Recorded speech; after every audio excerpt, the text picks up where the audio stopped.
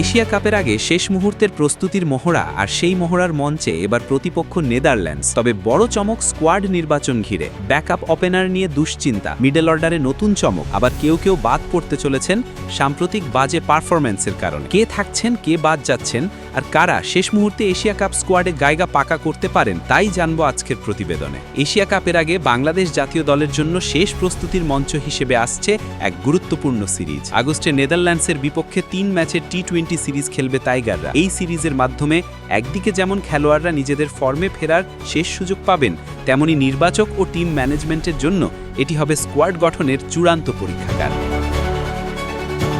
এই সিরিজে 15 সদস্যের দল নিয়ে নানান প্রশ্ন উঠছে। তার মধ্যে সবচেয়ে আলোচনার বিষয় ব্যাকআপ ওপেনার। বর্তমানে সংক্ষিপ্ত ফরম্যাটে ওপেনার হিসেবে তানজিদ তামিম ও পারভেজ হোসেন ইমন নিয়মিত খেলছেন। তবে তাদের মধ্যে কেউ ইনজুরিতে পড়লে কে হবে বিকল্প, এই দুশ্চিন্তায় টিম ম্যানেজমেন্ট। ঘরোয়া ক্রিকেটে ভালো করলেও আন্তর্জাতিক পর্যায়ে বারবার ব্যর্থ হওয়া নাইম শেখের উপর আস্থা হারাচ্ছে নির্বাচকরা। এ কারণে সৌম্য সরকারকে ভাবা হচ্ছে ব্যাকআপ ওপেনার হিসেবে। তবে অতিরিক্ত পেসার নেওয়া হলে সৌম্যের সুযোগ কমে যাবে। 3 নম্বরে নিশ্চিতভাবেই খেলবেন অধিনায়ক লিটন কুমার দাস। তার জন্য এই সিরিজ হবে নিজেকে ফর্মে ফেরানোর বড় সুযোগ। এর পরের মিডল অর্ডারে আছে বেশ আলোচনা। শেষ কয়েক সিরিজে তাওহিদ হৃদয় ও মেহেদী হাসান মিরাজ খেললেও তাদের পারফরমেন্স খুব একটা সন্তোষজনক নয়। তাই বিশ্লেষকরা মিরাজের জায়গায় উইকেট রক্ষক নুরুল হাসান সোহানকে চাইছেন, যিনি গত 2 বছর ঘরোয়া লিগে ব্যাট হাতে চমক দেখিয়েছেন। 6 ও 7 নম্বর পজিশনে বর্তমানে সবচেয়ে নির্ভরযোগ্য 2 নাম শামীম হোসেন পাটোয়ারি ও জাকির হাসান।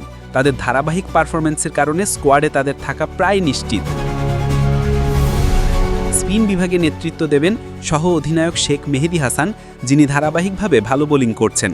তার সাথে থাকবেন বাঁহাতি স্পিনার নাসুম আহমেদ এবং লেগ স্পিনার রিশাদ হোসেন। এই 3 জন মিলিয়ে গড়ে উঠছে এক বৈচিত্র্যময় স্পিন ইউনিট। পেস বিভাগেও রয়েছে জমজমাট প্রতিযোগিতা।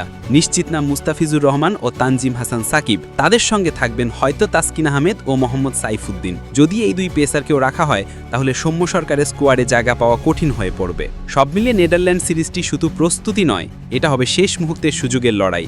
যাদের পারফরম্যান্সে ধারাবাহিকতা থাকবে, তারাই সুযোগ পাবে এশিয়া কাপের মূল স্কোয়াডে। এখন দেখার বিষয়, কারা সেই হাসি হাসবেন এই মঞ্চে।